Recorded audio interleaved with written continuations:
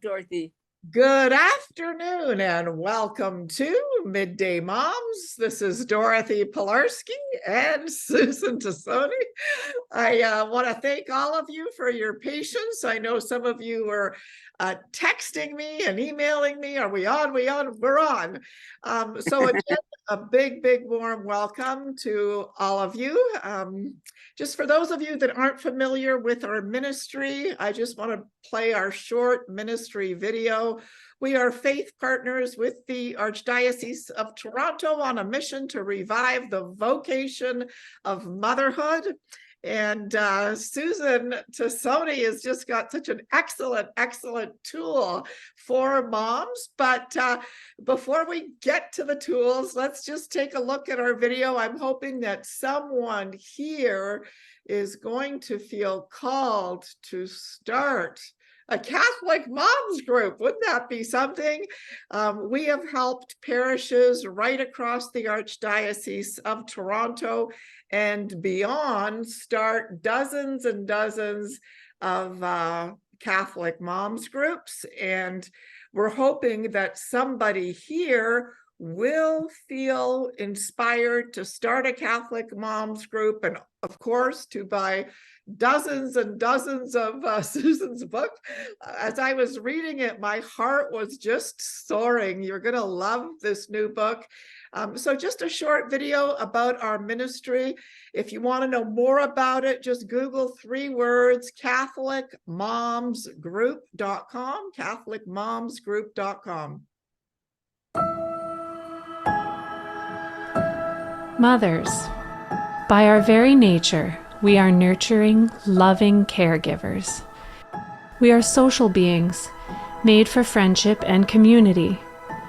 We are also spiritual by nature, made by a loving God to know Him and love Him, and to pass this love of our Catholic faith on to our children.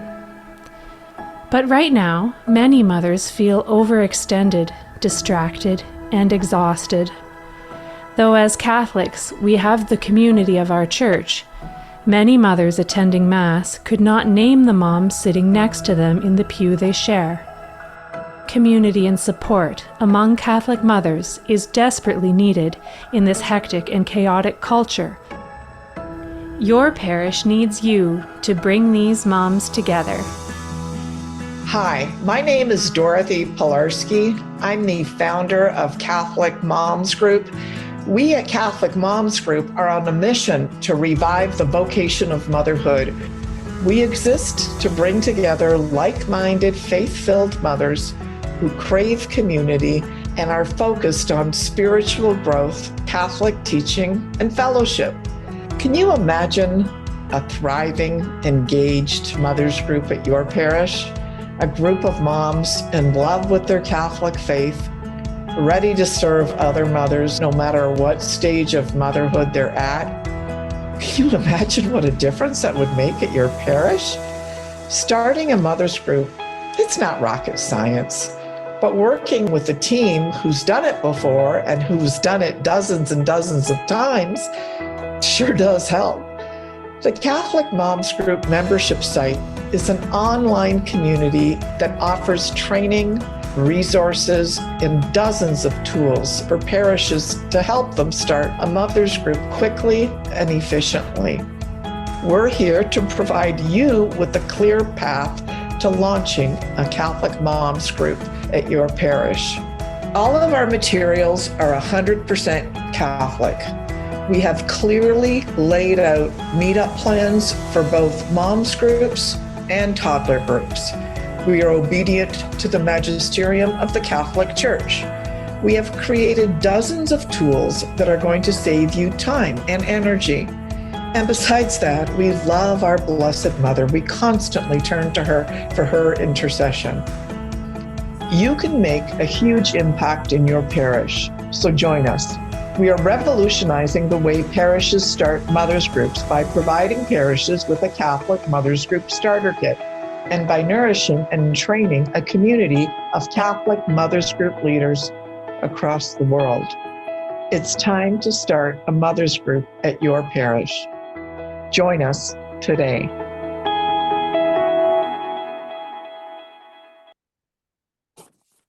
So I am just so excited and thrilled to introduce you to a prolific author, Susan Tassone. I had the great privilege of meeting Susan when Henry from the Ave Maria Center invited Susan Tassone to come and speak in Toronto, Canada. Susan speaks internationally. She's on EWTN. She's won dozens of awards, been endorsed by dozens of cardinals and bishops worldwide. She's known affectionately as the Purgatory Lady. I just wanted to take this moment just to congratulate her and to thank her for just her prolific work. Like, I don't know if you're familiar, but 30 Days of Devotions to Holy Souls, Sister Faustina's book, Holy Souls, Day by Day, Holy Souls, the Holy Souls, Stations of the Cross, the Rosary for the Holy Souls. Another, so Susan is just a gift to the Catholic Church, and her most recent gift is writing a brand new children's book. Yeah. For a brand new children's book. And I think it's going to be a perfect tool for all of our Catholic Moms Group leaders. Susan, it's just an honor to have you here today. Thank you for everything that you've done for the Catholic Church.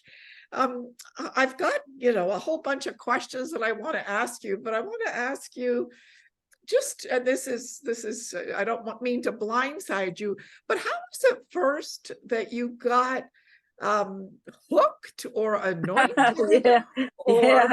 How did you first get in championing the devotion to the Holy Souls? Could you just tell us a little bit of a backstory before we talk about your book? And we will talk about it, but.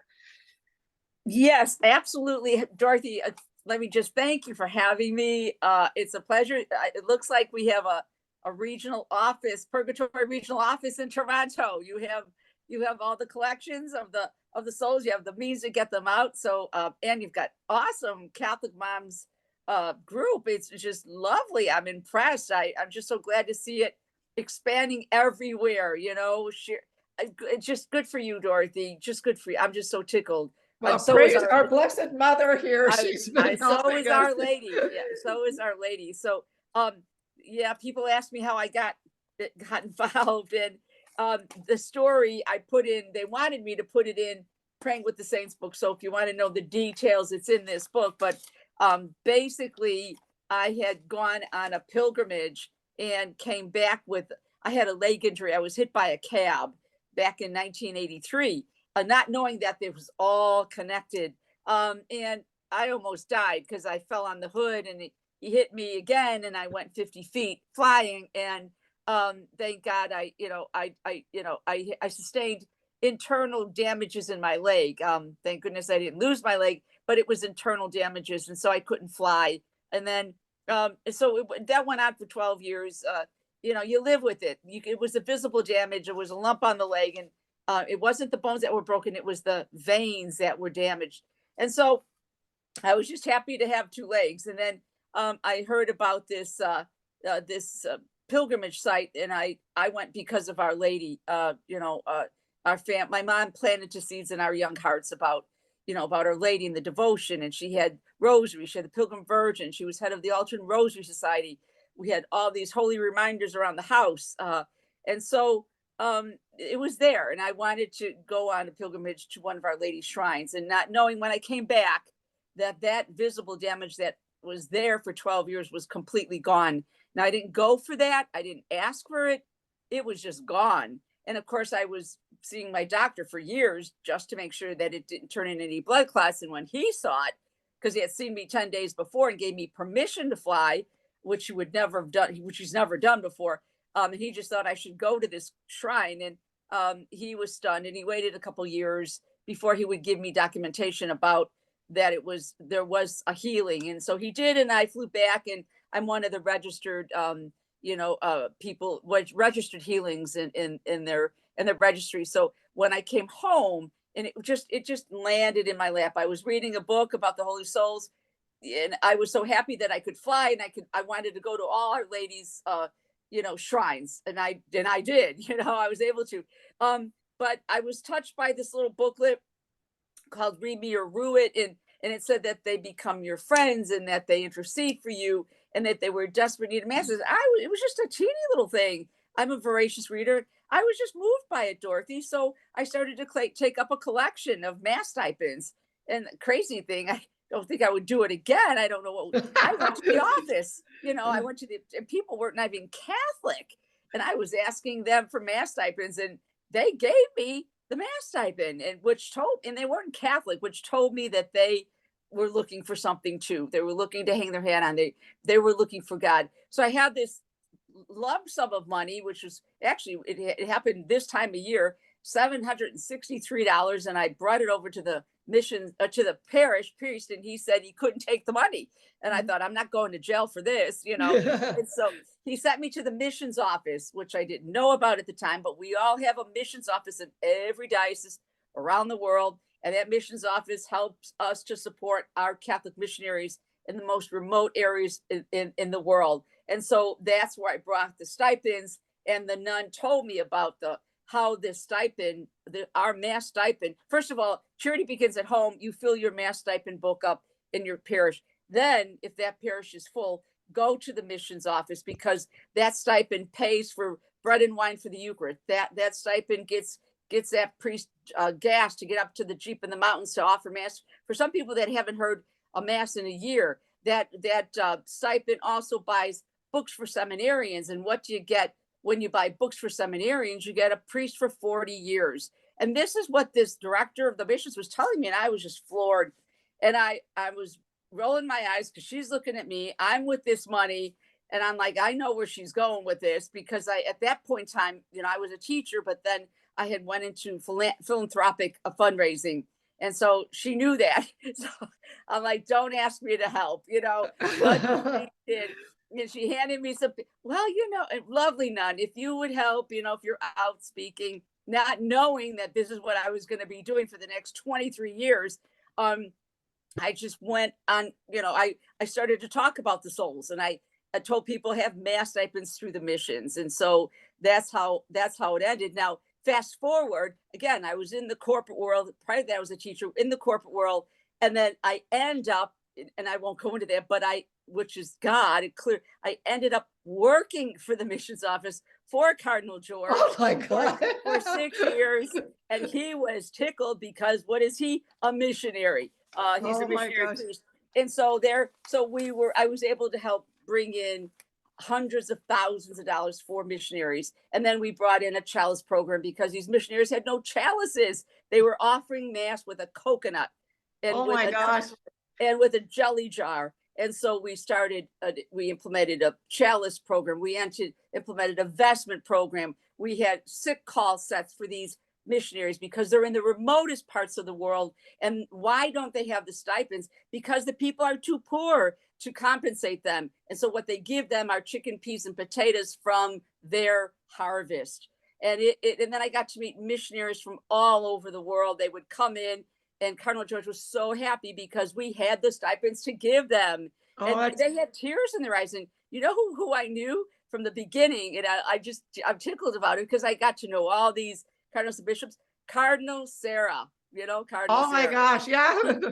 He was a baby bishop in New Guinea. That's where he's from. Oh my gosh. And he would send him stipends, and I knew him. And so when further down the road, when these books were coming, I just contacted him, and that was no problem, because he knew who I was. And he's been very supportive for the works for the Souls of Purgatory. So that's in a nutshell. And then what happened? Now, Susan, I've been very, very blessed, because I was I was born in Poland and raised by a devout Polish mother and father. And I think, my mother was 86 and she was like pointing her finger at me before she passed away. She's like, have I ever taught you the, eternal, prayer? And I'm like, I don't know. I don't know. She goes, well, if I didn't teach you that prayer, I'm a bad mother, Oh, She was wow. 86 years old and always telling me to pray for the holy souls, always, ordering masses. And it's not a common practice among the average North American mom, right? Mm. So just for the moms maybe that are joining us, like, yes, some people have heard about the, souls in purgatory, some people have not.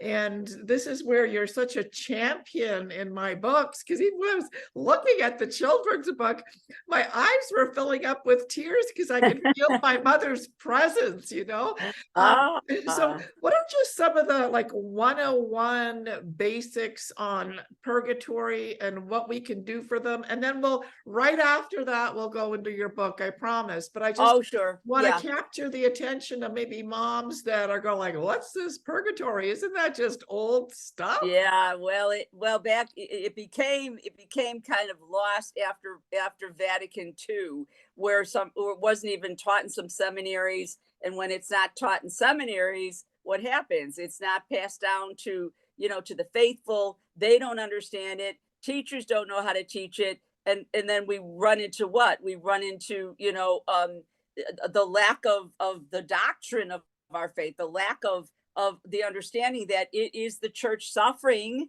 We have the church suffering, the church militant, and the church triumphant. It's part of the mystical body. It's a doctrine of our faith. It's something that we must believe in. You want more information, you could go to my books, go to the catechism, and it's it's a purification process. It's not this punishment. It's not a punishment. It's a way. It's the masterpiece of God's mercy, because who can stand before God all pure, all holy? I don't know who can do that, Not really. me. Some of the saints, could, but so he's given us this layover, if you will, to be able to purify us, us. There's selfishness, there's attitudes, there's things that we haven't done and corrected throughout life. So he gives us the opportunity to do that in this purification process in order to stand before him, because he's all pure, he's all holy, he's all majestic. Okay. And so he doesn't say, I'm through with you completely, or I'm done with you, go away. He's there to help his children prepare to stand before him. He's there to help his children to be able to put the pieces back together, because throughout life we have these choices, and some of the choices were not for God, and we have to make reparation for those choices. Yeah, we can avoid purgatory when we get to that, but if we don't make the right choices, if we don't make reparation, we're not ready to stand before him. It's the soul that, when he sees God, the soul sees God, they see where they stand. He doesn't have to tell them, because it's all truth. And the soul decides, I'm not ready to stand before you. And the soul hurls itself into purgatory for purification. And there's no rebellion there. They willingly purify themselves, and they don't want to go to heaven 1 second sooner than they have to. And they're totally united with God's will. So it's a purification process. It's a place to, complete the things we left undone if we didn't do them in life. And Susan, what just drives me crazy, and I think your book is going to really, really help with this, is like so many parents tell their kids, oh, don't worry about grandma, don't worry about grandpa, they went to heaven. And it's like, wait a minute, we can't guarantee that they've gone to heaven. No, they could. And so they miss the opportunity of having the children feel like they can do something here on earth and still be spiritually connected to their, grandma and grandpa. So tell me about your new book. tell me why you wrote a children's book for the Holy Souls. I know it's called New Friends Now and Forever. I love the title. The title is brilliant. So can you show us the book? Can you just We sure can. Hang on a second here. Well, there it is behind me. Okay. You know what? Here, let's just take this. Let's just take this one.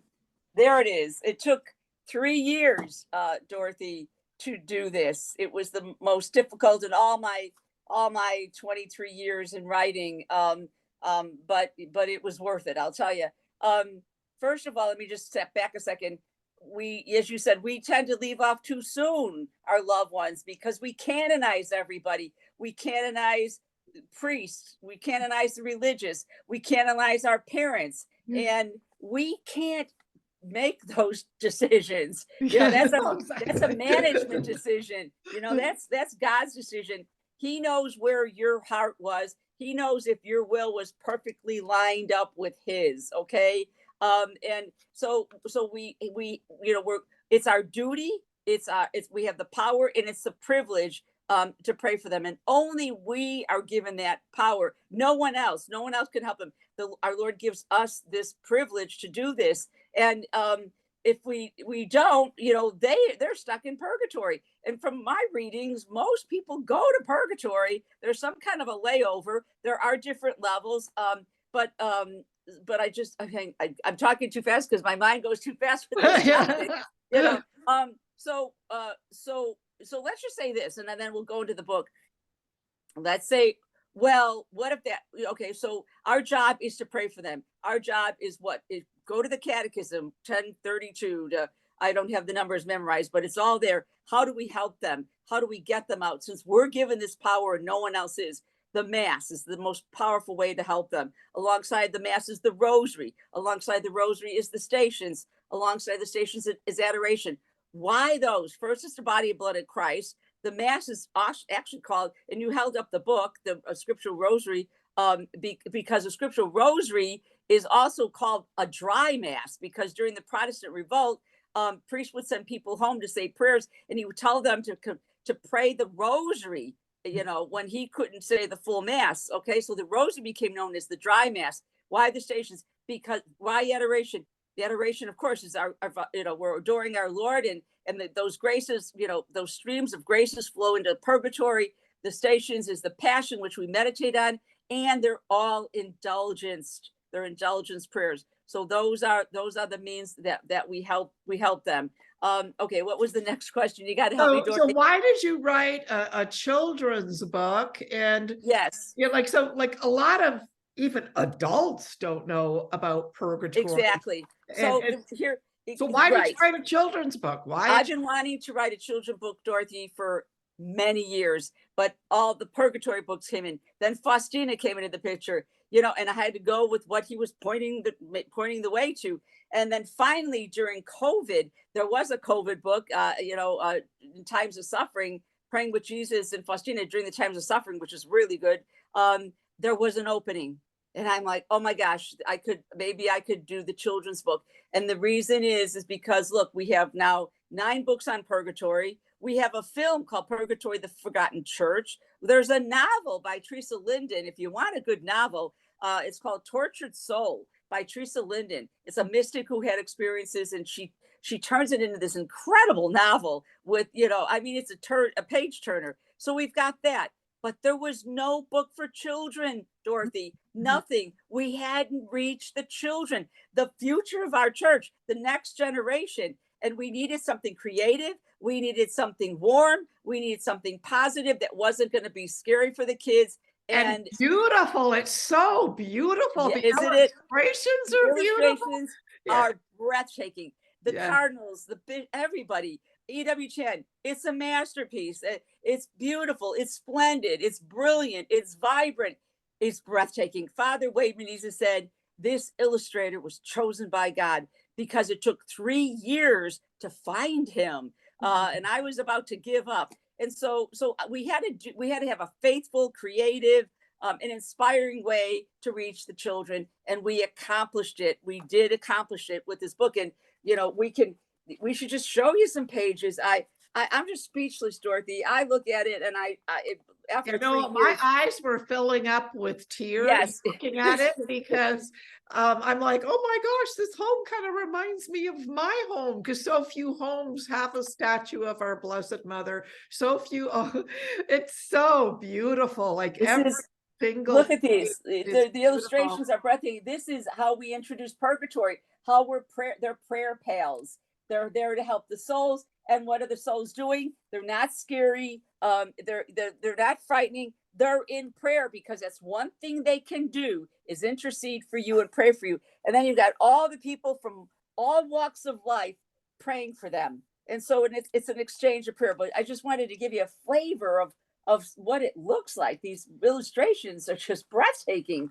So that's why I did it. It had to be done. We had to get to the children. And you know what I loved about it too, Susan? It was just, I thought this was a stroke of genius. It was just brilliant.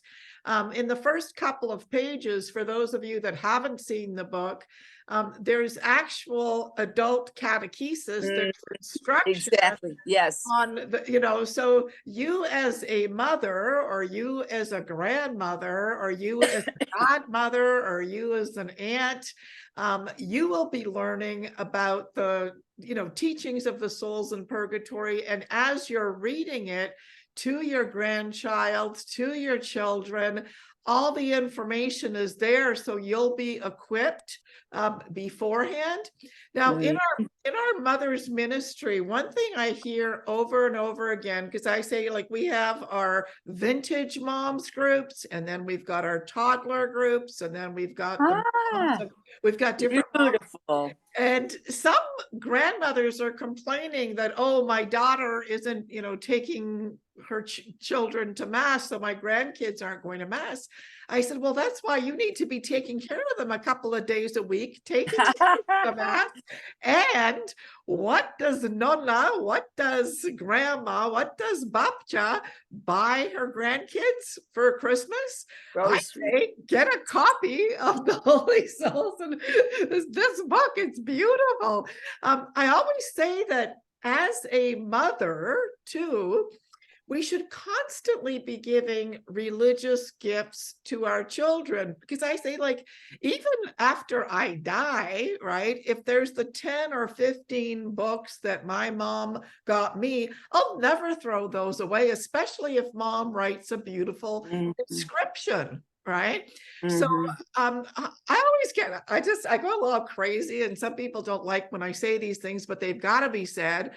Like when you're shopping for Christmas, forget the iPhones, forget the Nike running shoes, forget the sweatshirt, forget the pajamas. They'll get all of those things on their own. What they need you to do out there, Catholic mama, is to get them a beautiful statue of our Blessed Mother, a beautiful book on praying and adoration. And they're saying, oh, but they might not read it. It doesn't matter. On the inside of it, you write a beautiful inscription, Christmas 2023. I pray that at one point in your life, you will feel called to read this book. I promise you, they'll never throw it out. And so for our grandkids too, like I've always said, we've got too many closet Catholics, right? Grandmothers, don't be afraid to buy beautiful children's books for your grandchildren, and give them with confidence, and give them and better yet, have a stash at home too, that you can read them. Now, Susan, the one thing, do you think that purgatory is too difficult or too scary of a concept for children? Yes. However, it's also difficult for adults too. In fact, like you said, we have a grown-up page, and it gives you the 5 truths of purgatory. And it does help you, because what's going to happen is when I showed you the purgatory scene, the kids are going to say, well, mom, dad, or whoever, their grandmother, well, what if the soul's already in heaven? What happens? And the common answer you hear, Dorothy, is that, well, the prayers will go to someone else. Well, in my book, in our our points, our 5 truths, the answer is but much bigger. The answer is Thomas Aquinas calls it accidental glory. So if the soul's in heaven and you continue to pray for grandma, that soul gets 2 things. It gets an increase in its intimacy with God, and it gets an increase in its intercessory power. And that's in Catechism 958. So the lesson is you never stop praying for the dead. So that catechesis for adults is very important for you to take a look at, because they're going to come back and you're going to have these answers to their most difficult questions. Yes, it would be scary, but what do we do? How do you teach a difficult topic like purgatory, this doctrine? What we did, and I had a very good editor. It wasn't hardcore. It wasn't grace. No, what did Jesus do, Dorothy? He told a story. He told a story. What does it say? A story about the holy souls. And so that's what we do. We have a story about Mr. Ray and how he's the pew buddy, if you will. And the family comes in and sees him every Sunday, and he's praying, and they ask him who he's praying for. And he talks about his wife. Well, what happened? She died. And that's, we bring in, well, maybe she might be in purgatory. What's that? And we use the word like holy soap to bring it down to the kids level. And so they learn about how to pray for, they jump in and become a prayer pal, for Mr. Ray to pray for his wife, Gloria. And so they also learn that purgatory is nothing to fear, because this book, Dorothy, this book, it takes the fear out of purgatory and it replaces it with God's love and mercy. And that's that way throughout the whole book. Yeah, the one thing I love about it too is that it kind of normalizes talking about purgatory again, right? And a lot of moms, they don't have the confidence to just talk about, I remember I was hosting a Saints Club at my kids' school, and I was talking to the kids about sin, and the school principal just kind of running over, oh, you can't talk about sin. You have to talk about good choices and bad choices. Like everyone is afraid to talk about the truth. And I said to her, look, there's a difference between a good choice and a bad choice and a sin, because it might be a bad choice to wear a particular dress, but it might not be a sin. But then if you're wearing it, just above your abdomen, then that becomes a sin. I said, we can't. So like, parents are afraid to talk about sin. They're afraid, like missing mass on a Sunday is a mortal sin, and you can't go to heaven with a mortal sin on your soul.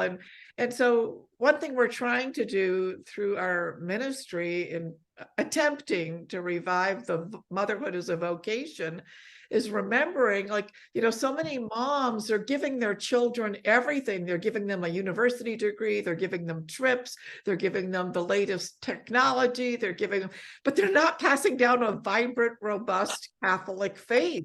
And, anyway, I got a question here from one of our listeners. I just want to, so Maria Aruda says, is it more powerful to pray for all the souls in purgatory, or is it better to pray for one specific soul? Do you have any comments? There's not a degree of power. It's powerful for both, and it's what you're moved to do for that particular day or that time or what you're feeling.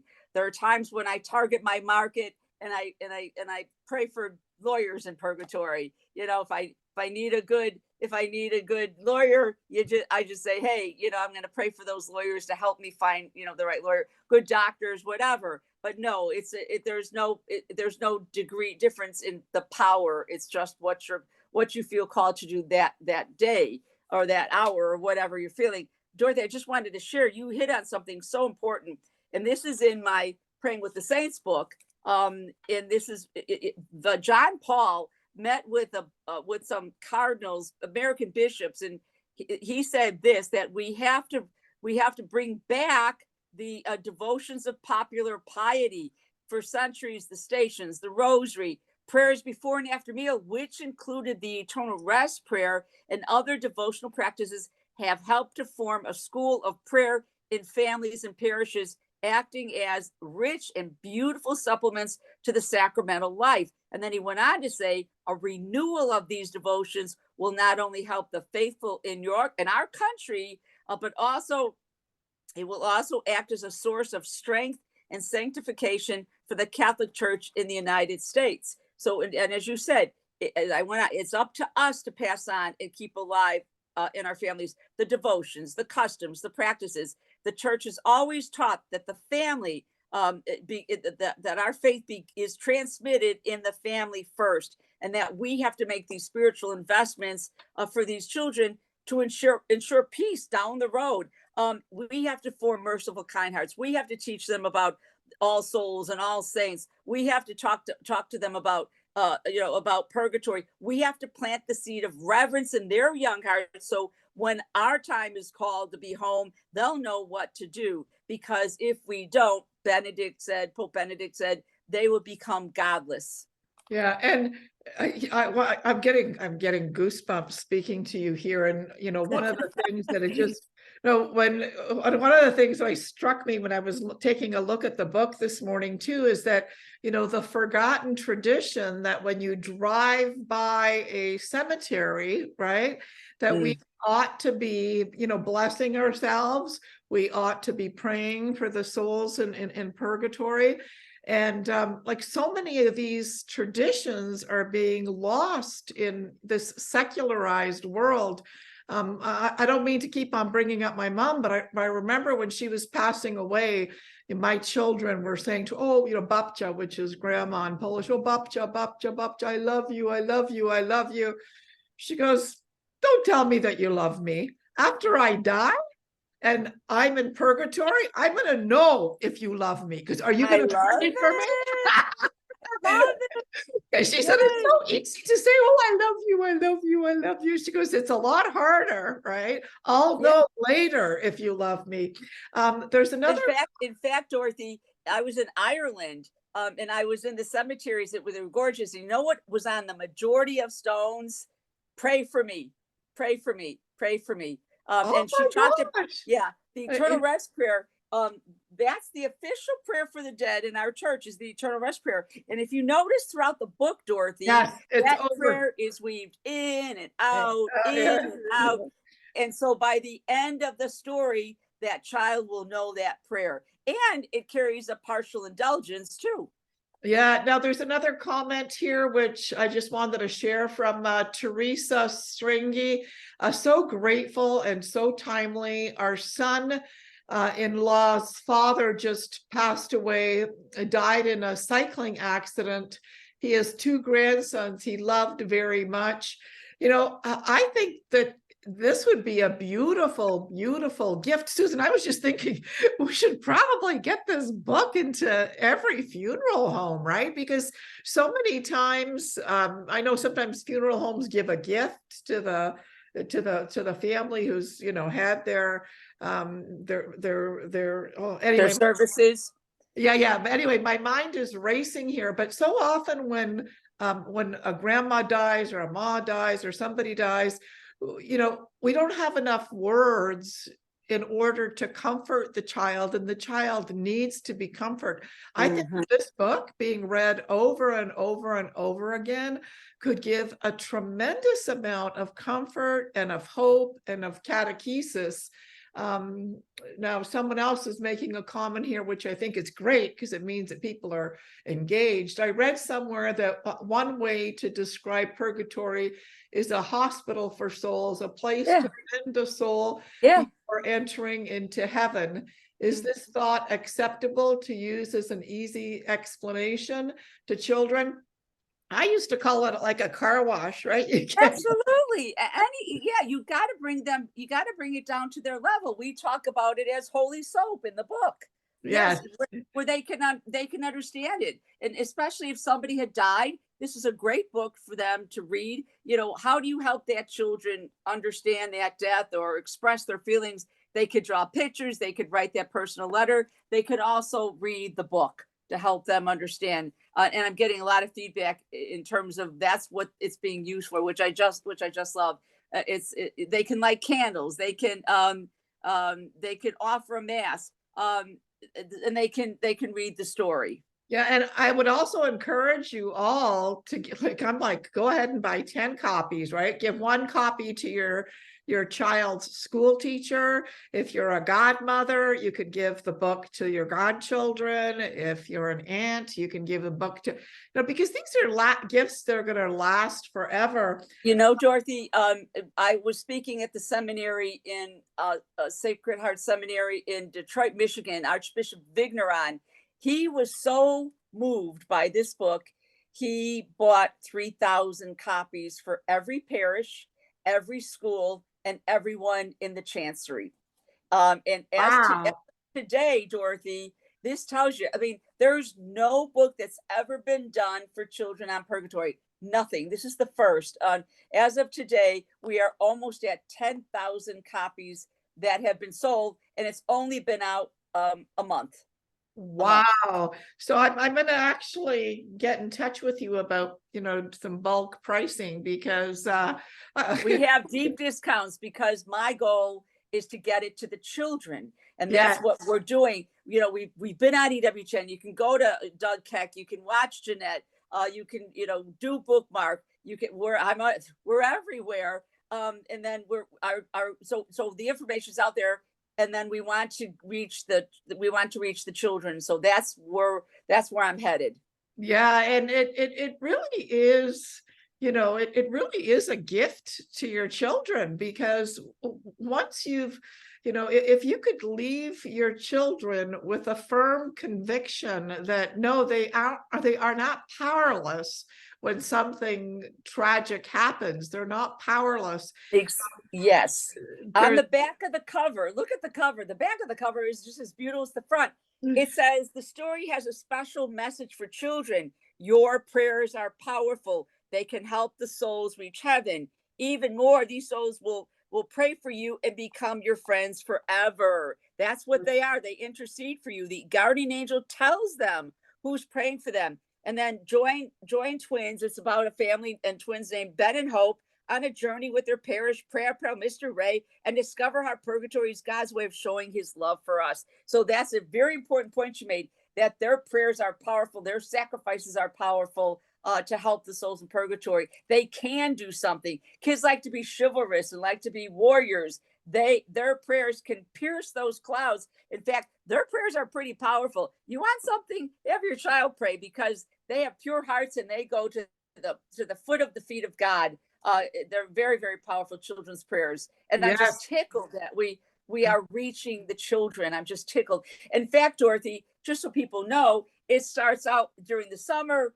In fact, we have a special page called Seek and Find, because what I saw was there's so many symbols in the church. There is the bells, there is the vestments, there is the blessing over the door, the Epiphany blessing. There's the holy water. There's Our Lady.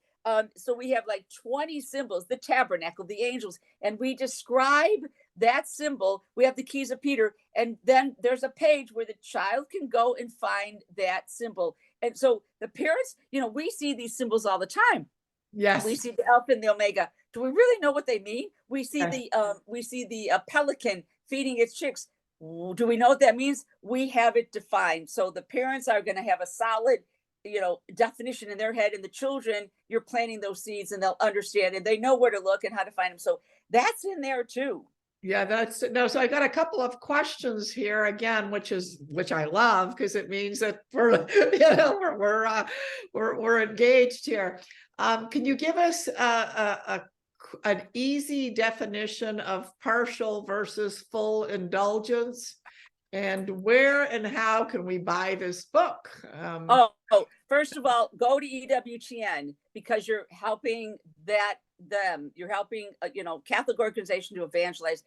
That's where I say go to first. In fact, it's probably one of the most reasonable prices, because if you go elsewhere, you're going to see a hike or a spike in some of this, which is not what I wanted. I can't control that, but I say go to EWTN. Of course, you can go to Amazon. Of course, you can go to your bookstore. A partial indulgence, an easy. Well, actually, if you want to know about that, again, this Praying with the Saints book really does cover that kind of thing. Hang on, let me just look under indulgences, because in fact, when I was writing this praying with the saints, that section I left last because it was so hard. But partial, hang on one second, page, and I'm just gonna read it for you. Page 55. Okay. Why do we have indulgences? I explained that is to make up for the penances that we've done poorly. And if we don't make up for those penances we've done poorly, or then we end up in purgatory.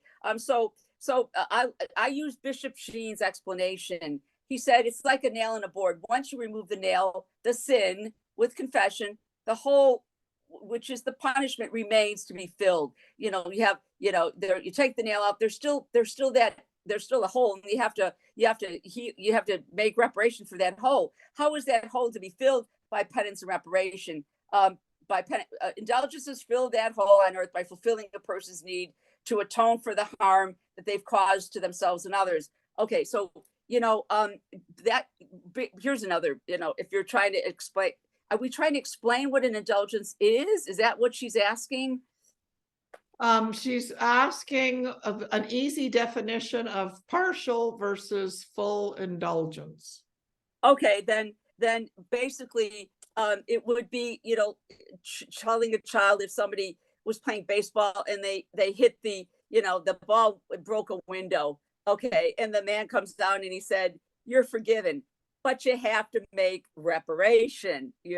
What are you going to do, to help, repair that, repair that window? So he might have to, do some extra chores for his dad in order to help make reparation. So that's basically it. When you make damage, you're forgiven, but you have to repay. You have to figure out how are you going to make reparation for the damage you did. And you can use the baseball that broke a window, if you like. You have to do something after that window's broken. Yeah, and so I guess it's sort of like you've made part of the reparation, but you haven't made the full reparation. That's kind of the way that pretty much, yeah. You were forgiven. Now you have to do something about the damage. Okay, when you go to confession, what's removed? The guilt is removed. What's left? The stain. We have to make up for those stains. And how do you do it? Through indulgences. And how do you do that? Where do you get these indulgences? There's a book of indulgences, okay, that by whatever, there's a whole list of indulgences called the Book of Indulgences that EWTN has. It's a thin little book, but what are some of the ways you gain indulgences? The rosary, the Stations of the Cross, the Eternal Rest Prayer. There's a lot, but hopefully that little example about breaking the window, making reparation is pretty simple if you're talking to a child. Something just struck me, and I think you're gonna appreciate this thought. It struck me how God used this little book in your life. Read. Oh yeah. And I know that book well because I have read it and reread it. And for any of you that are in Toronto, Canada, I really encourage you to visit the Ave Maria Center of Peace. You can get every single one of these books at the Ave Maria Center of Peace. They're on Jutland. They're very close to Holy Angels Parish. Some of you know Henry. He organizes actual pilgrimages to Medjugorje. And that's where I got the book, Read Me or Rue It, is from Henry. And that's how you little booklet. Yeah. And you and I met through Henry. And that's why I kind of feel called to, make a plug for all of your books and his bookstore if you're in Toronto, Canada. And I want to talk to you about getting your books to that bookstore. But when I think of how that little book, the fruit it had in your life, and how this little book that you've written for children, yes, this book for children could create another Susan Tassone or another Dorothy Pilarski or another. Yes, Dorothy, that's what I dream of. I thought this book is going out to children all over the world. It's in England, it's in the Philippines, it's everywhere. I mean, God knows somebody's going to start an order, somebody going to join an order, you know, it will, the seeds will be planted all over the world. Yes, yes. And that's what he wants. It's what he wants. And believe me, he wanted this. If I told you, I'd have to write a book about what it Yes. took to get this, Dorothy. Yes.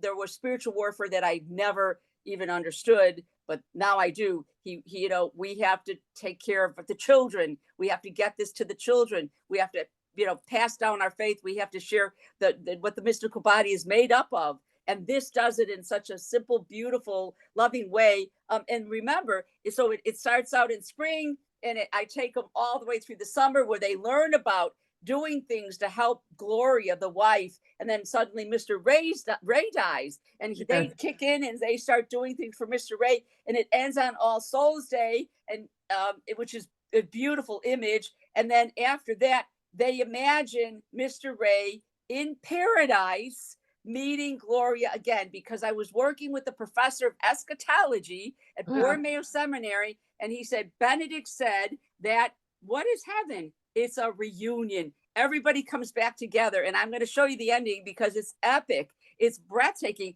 and there's a lot of theology in there, which you don't know unless I explain it to you, but look at this. Look at the reunion.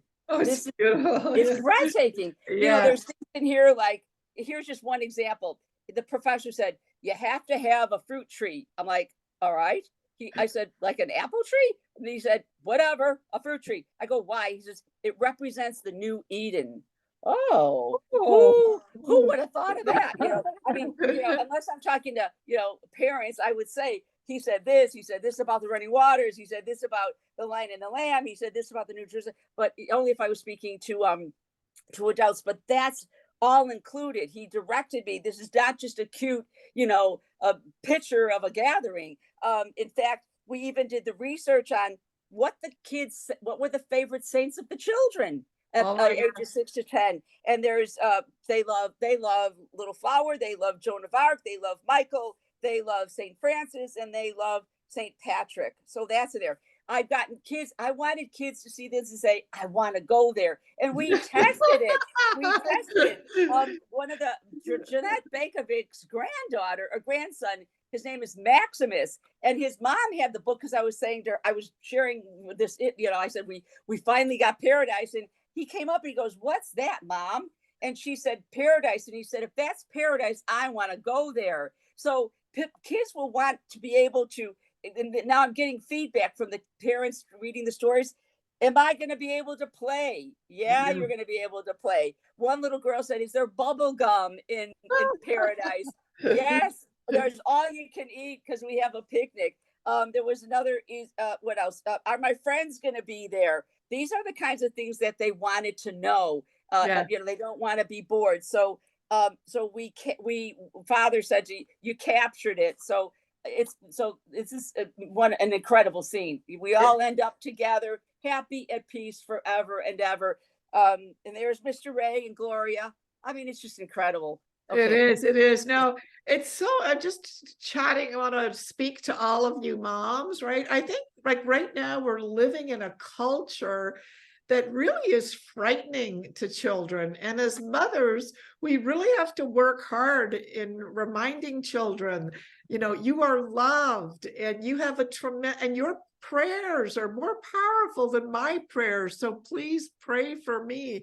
Mama needs your prayers, and always introducing children to age appropriate materials, and so how old are the kids? The book is suited for children. What age would you say? Ages 6 to 10. In fact, yesterday, just before I spoke to you, the woman who distributes the books, we have a distribution center. She read it to her 5-year-old, and she was absolutely. She said, "This is the book for every night, Susan." I'm like, wow.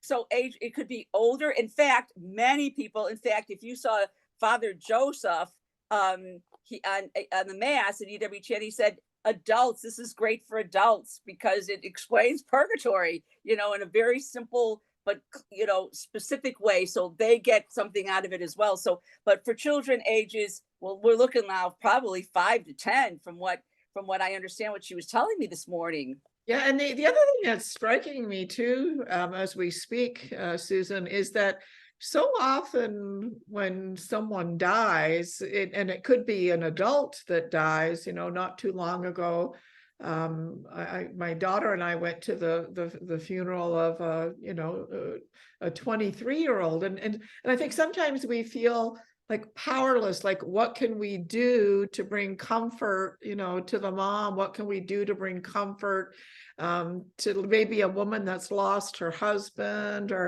and like, people really, after someone close has passed away, they can't really be reading deep theological truths, right? So this might be a beautiful gift too to someone who's struggling with depression because someone has passed away, because it will add some hope and some simple theology to minister to that person. I'm thinking of getting several copies just to gift to people on those occasions, right? It's a beautiful, in fact, Dorothy, you're very good at this, Dorothy. You do a great show, by the way. In fact, in the letter to the parents, there is, I recommend, hang on, where is it? I recommend Our Lady of Angels Association. If you want to give a gift, I recommend it because I did it. I was shocked at what they do. And I'll just tell you quickly, what kind of gift of prayer? What is the person? We need to give the gift of prayer to somebody while they're alive and after their death. Well, this organization covers the family tree, Dorothy. So it would be Dorothy and your husband. It would be Dorothy's siblings and your husband's siblings. It would be Dorothy and your husband's children, and it would be your grandchildren. Dorothy, wow, you can't find anything like that. No, you can't have different. I did it for the whole family. That's my gift, is up to have them covered in prayer through now and throughout life. And I'll even tell you, you'll get a beautiful certificate. They're in New York. There's the website's here. It's also on my website. And it's $50. That's how much it was to That's enroll. reasonable. That's for a family tree. I was like, holy moly! I'll do too. But also one thing, what else can you do? You can enroll them. You could have masses offered. I recommend the Pious Union of St. Joseph, Gregorian masses. Put them in your will. There are 30 masses in a row for one deceased soul, not a family, not a couple, not with somebody alive, one deceased soul. And it goes back to, it was popularized by Pope St. Gregory.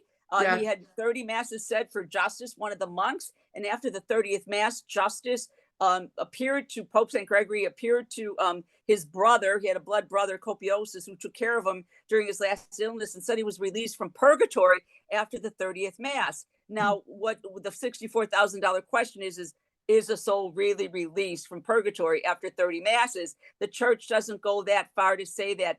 They point to the efficacy of the masses. So put them in your will. And I recommend Pious Union of St. Joseph because on to EWTN, we recommend them because they're credible. They've been around and we've never had any issues making sure that those mass stipends go out there. So be sure the Gregorian masses through the Pious Union and have masses said for yourself. And it's very powerful to do that. Yes. I don't mean to again be bringing up my mom, but that's okay. On her deathbed, she was like, "You get me those Gregorian masses, okay?" This lady, bring her back. No, she was amazing, incredible. They're very hard. I want to tell everyone a bit of a story here because, like, while my mother was, she was telling me about the souls in purgatory, but sometimes things don't land, even though your mother's telling you, and you might kind of dismiss it here and there. And what began to happen to me, I think I was in my mid-20s or maybe late 20s. I kept on, I would just get these thoughts that would pop into my head, and I would think of Ed Smenzik. And I'm like, what the hell? Why am I thinking of Smenzik?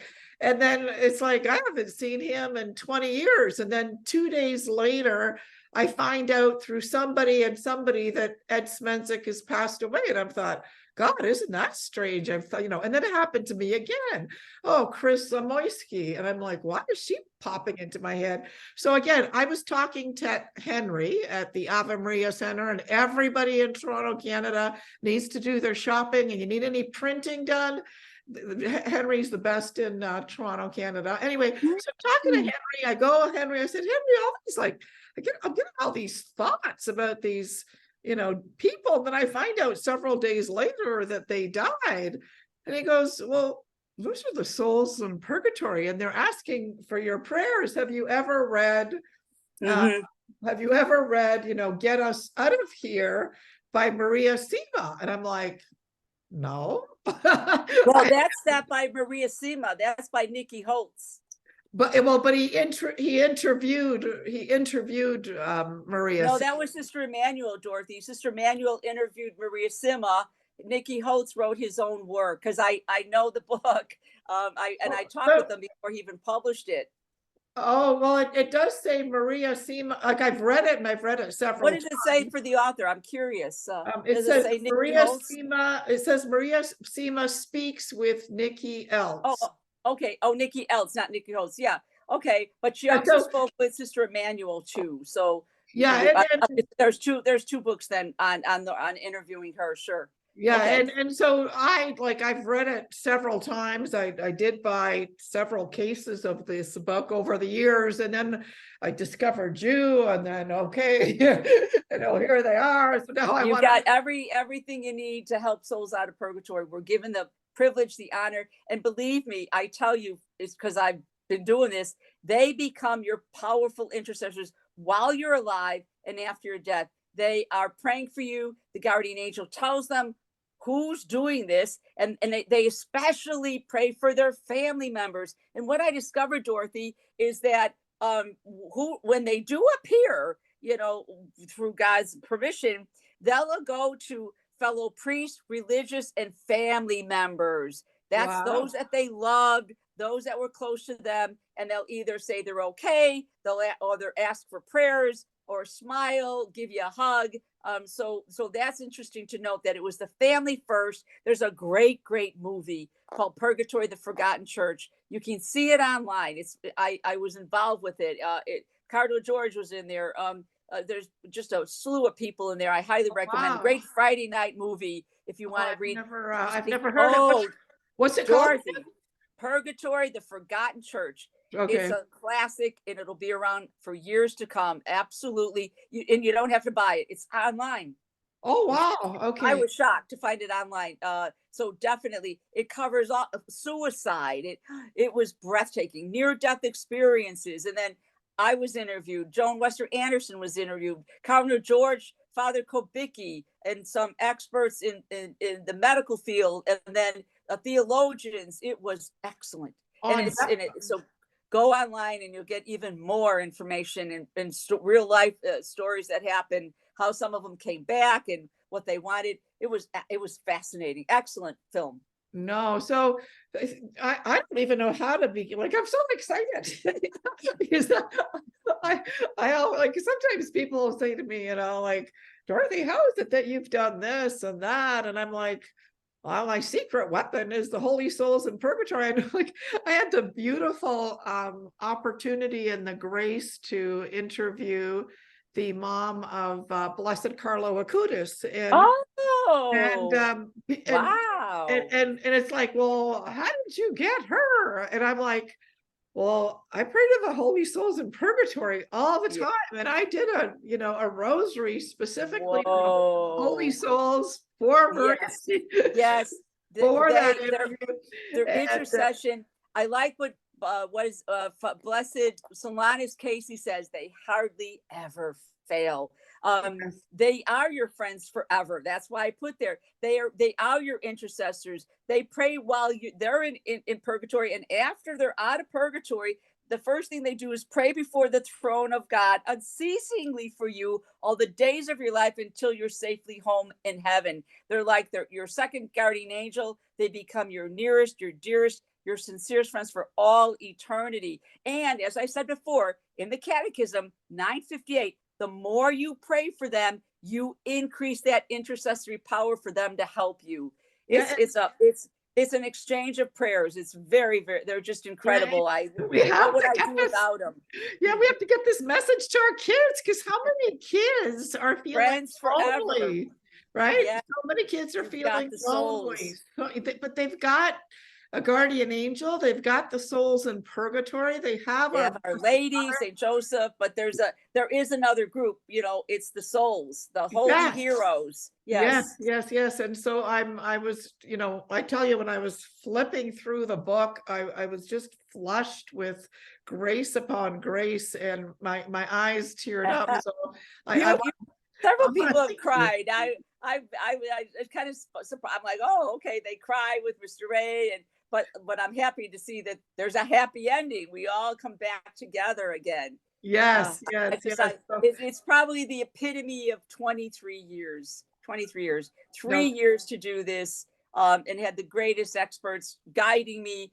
I mean, we're talking from the detail to the authors, the way, the position of how the hands of the priest were held, the vestments. There wasn't nothing that wasn't done without a reason. Even the names. Ben is named after Jacob's favorite son. Hope is named after the virtue of hope. Gertrude, the parish is named after Saint Gertrude the Great. The wife is pregnant, by the way. Throughout if you notice, she's pregnant. I wanted to bring in pro-life because there's life and death.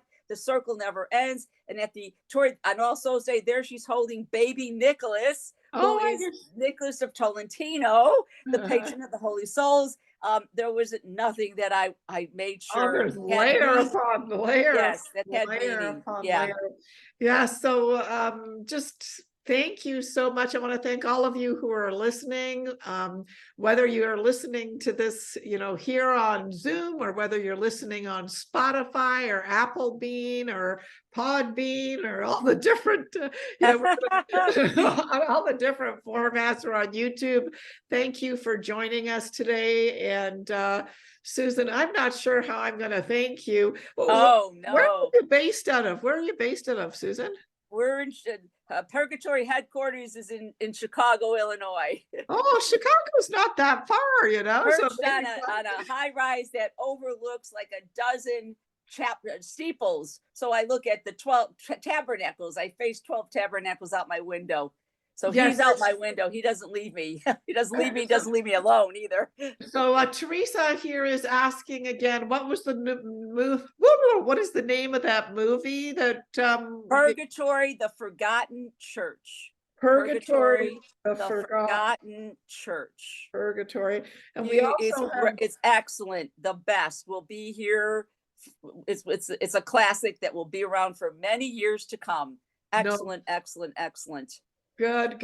And yes, so I want to thank also, we have Claude here. She joins us from Dubai. So who knows? Maybe souls in Egypt. We've got, you know what, Susan, we've got a mother's group in North Pole, Alaska. So I love it. Is there somebody named Misty out there? There's somebody named Misty that had written something for me for my day by day from Alaska, from the North Pole, actually. Yeah, there's actually a our mother's group is at St. Nicholas Parish in the North Pole. Anyway, a big thank you. Oh, my pleasure. Again. And just love you to pieces. I'll reach out to you after the program just to talk to you about different possibilities. But because I want to make sure that Henry, with all these books that he has, Henry, we gotta get one missing. we gotta get that. Yes. godchild. Yes, yes, yes. Okay, so thank you, all of you, for joining us Thank on you too. Midday Moms. Thank you very much, Susan. It was just Thank you, Toronto. a grace and a delight. And something tells me we'll be seeing you sooner than later. Anyway, take care. Mwah. God bless you. Well, bye-bye. Bye now. Souls forever. Bye-bye. Okay, yes. Bye, Susan. Bye-bye. Bye-bye. Bye now.